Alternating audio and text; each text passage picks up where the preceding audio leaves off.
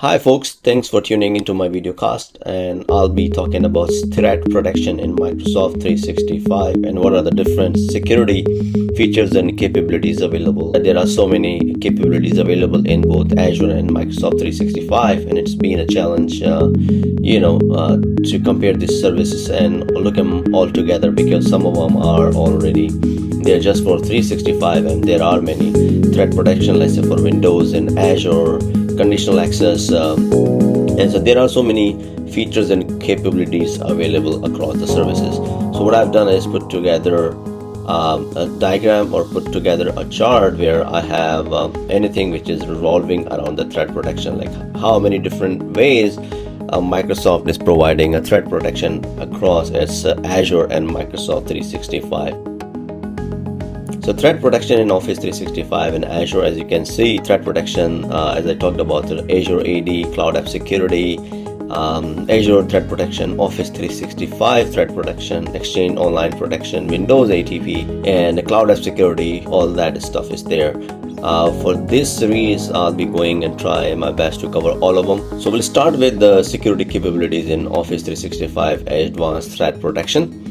And most of the cases you will need E5, or you can buy that service by paying additional for this advanced threat protection. So we are not going into the licensing, we'll just look into the different capabilities available in advanced threat protection in Office 365.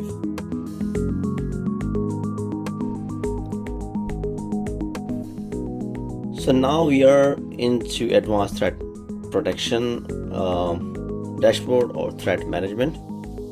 Under security and compliance, it's threat management, and here's a dashboard which shows the summary of our security posture of the tenants you have. So this is my tenant.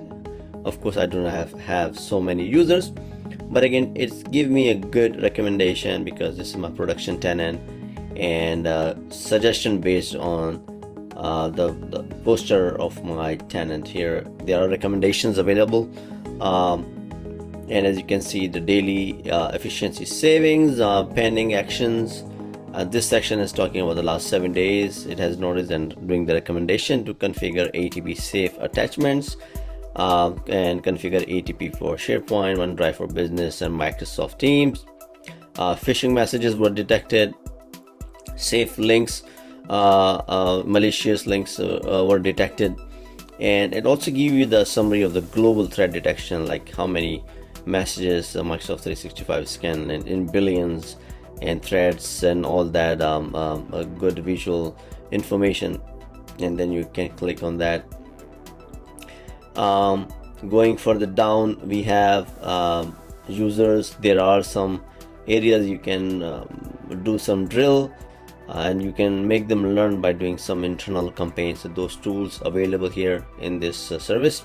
We'll look into our future videos. And spoof domains, this is very common these days. You hear a lot about spoof domains, and you need to create additional SPF tracker, DKIM, and all that stuff, but it didn't find anything.